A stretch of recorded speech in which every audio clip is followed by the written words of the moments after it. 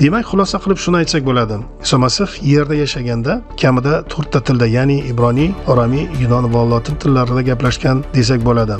Bunga yuqorida Injildan oyatlarni dalil sifatida keltirdim, hamda ayrim joylarda tarix va kalom asosida fikr yuritib, mantiqan to'g'ri xulosa qildim deb o'ylayman. Yeshua Masih Rabbimiz va yaratguvchi Xudodir.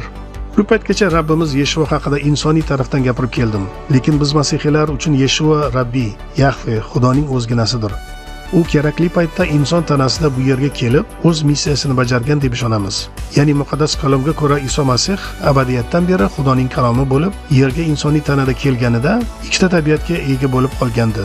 U Xudo sifatida dunyodagi barcha tillarni bilishiga ishonamiz. U Xudoning kalomi bo'lib, dunyo yaratilishidan avval ham Xudo ota bilan mavjud bo'lgan Xudoning o'g'lidir. U hamma narsalarni biladigan zot bo'lgani uchun butun dunyodagi bizga ma'lum va noma'lum bo'lgan tillarni va shevalarni biladi.